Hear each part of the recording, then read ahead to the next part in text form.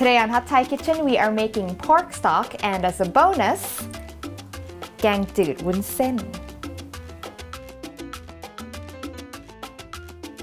Sawadee ka! Welcome to Hot Thai Kitchen. Today we are going back to basics and looking at one of the most important building blocks of Thai cuisine, and that is pork stock. Now, knowing how to make pork stock is a very essential skill to have in the kitchen, but on top of that, I've got future recipes coming up that are going to use pork stock, so I'm just getting you all prepared for it.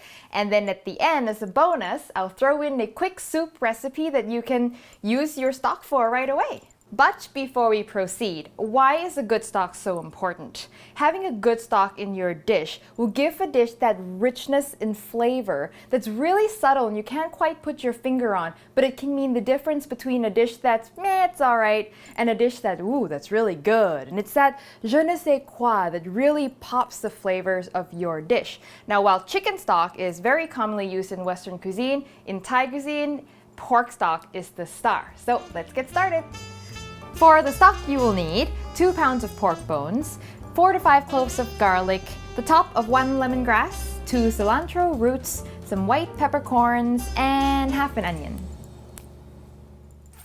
So I've got here 2 pounds of pork bones sitting here. This is neck bone, but you can use bones from any part of the pig, but the more cartilage the bone has, the more flavorful the stock becomes. You can get pork bones at most Asian butchers or the meat department of an Asian grocery store. They usually have them. Otherwise, you can also ask the butcher, because if they sell pork and they butcher the pig, the bones have to go somewhere, and it's usually very cheap. So I've rinsed it just to make sure it's clean going in, and I'm gonna add 3.5 liters of cold water.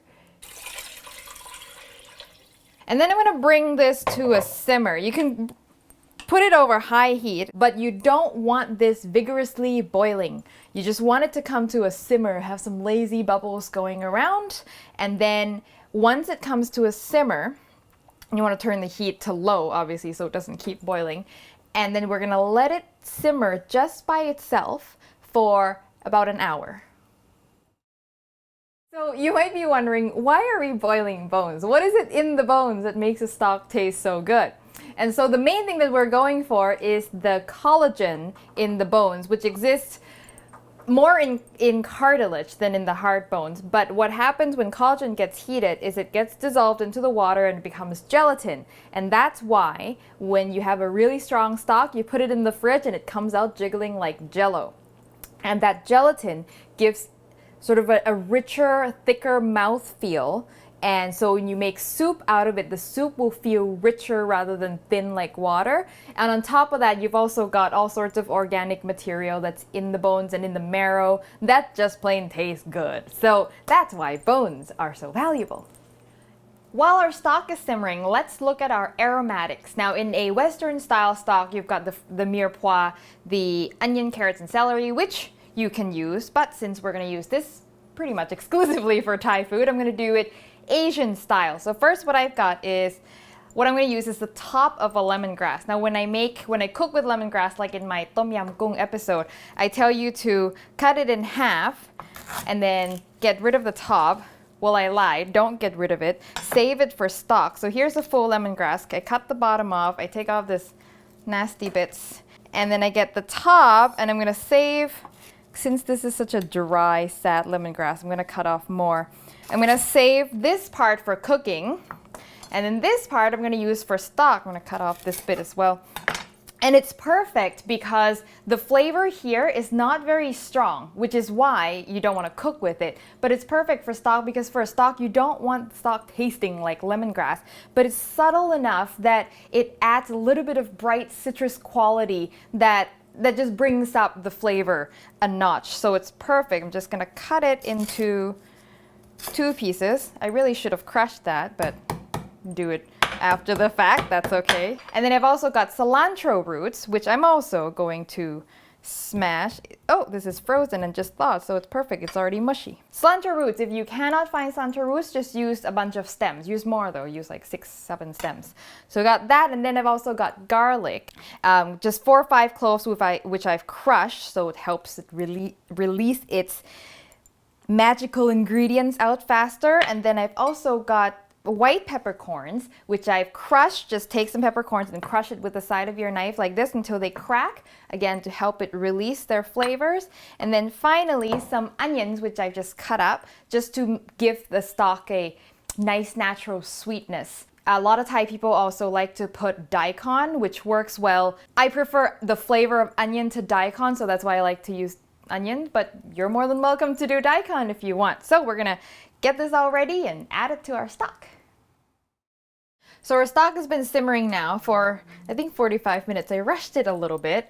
Just want you to notice the speed at which it is bubbling. It's got bubbles coming up, but it's slow. It's not vigorously boiling. The reason why you don't want it vigorously boiling, see all the scum that has come up? That's what we're gonna get rid of. And if it's boiling, all the scum keeps getting stirred back into the stock and the stock just gets cloudy. Now this is just a bunch of fat and protein that has floated to the top. It's completely edible. There's nothing wrong with it, but it just doesn't look very good. So that's really the only reason why people remove it.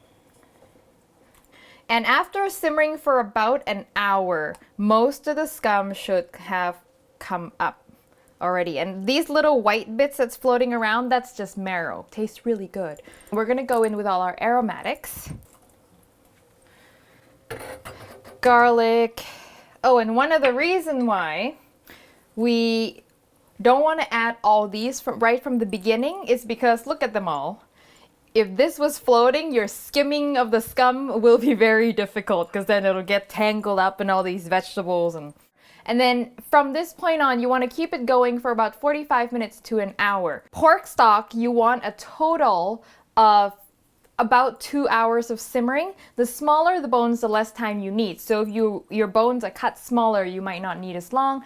For chicken stock, because the bones are smaller and thinner, an hour to an hour and a half will do. Beef stock, they generally do it for 3 hours. So it's all about how big the bones are. So we're gonna let that go. So it's done. So now we just have to turn it off and then remove the bones. You could just pour it down a big colander, but I don't have a big colander here. Depending on which bone you have, you might have a lot of meat left on it, which is the case for this neck bone. And so don't waste that. Pick it out. It should be super fork tender right now. Then toss it into a soup or a stir fry. Super, super yummy.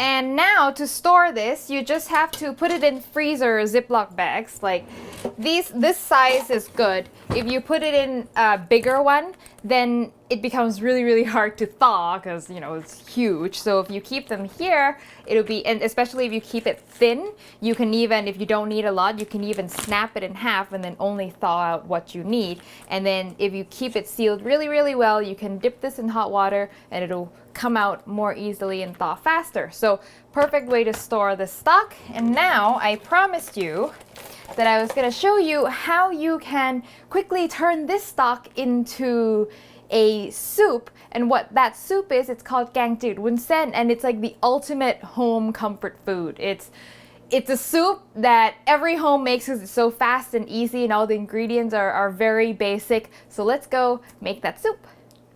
So I'm going to first fry some garlic on low heat. What we want is the golden brown crispy garlic. And then bring it up with cold oil slowly until it's all golden and crispy. And this will be essentially garlic oil that we're going to use to flavor our soup. Very also staple basic ingredient in a lot of Thai cooking.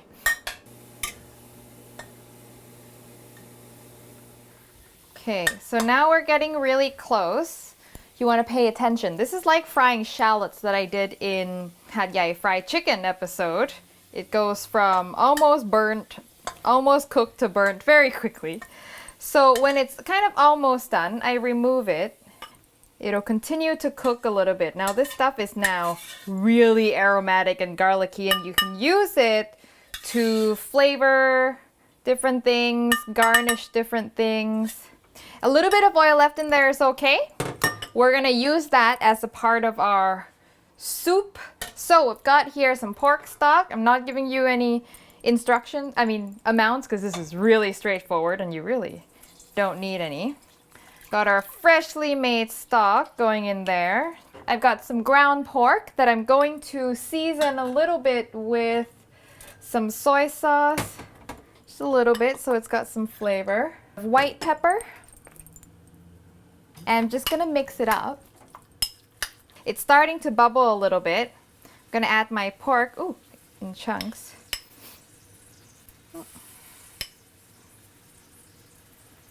Okay.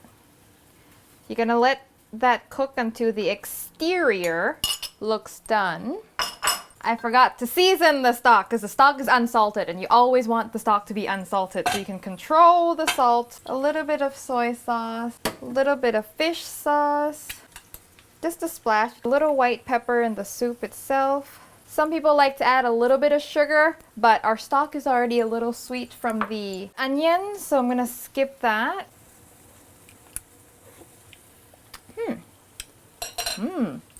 A little salt. I add a little salt because I don't want the soup to look brown from all the soy sauce I give it.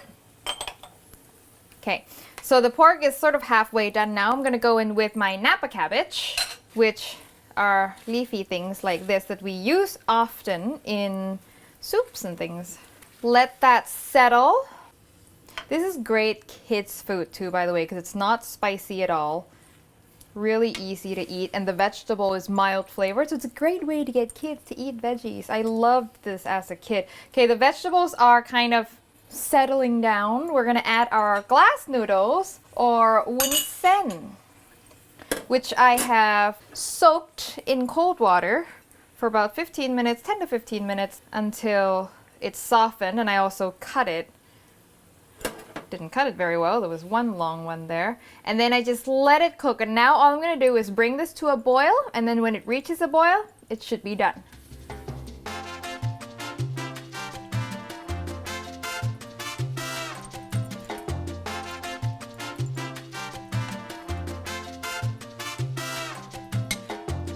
So let's finish this off with some garnish. So remember our fried garlic. I'm just going to drain off the extra oil, and it's now nice and crispy. I'm just gonna top it off. Ooh.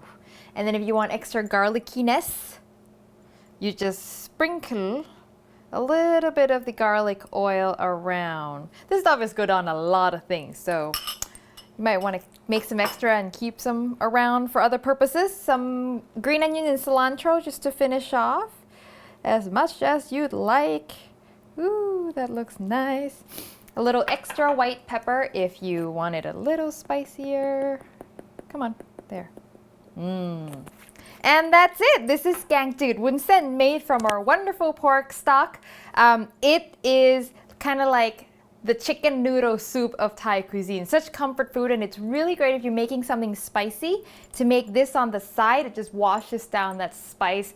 Real nice. So I hope you get a chance to make some pork stock, and when you do, make sure you save some extra, because I will promise that there'll be recipes that will put your wonderful pork stock to good use. In the meantime, you can make this, or you can make ratna, which is another recipe that I have up that uses pork stock. I'll put the link to the end. And for the recipe, you can visit hotthaikitchen.com. If you enjoy the show, please click to subscribe, and I will see you next time for your next delicious Thai meal.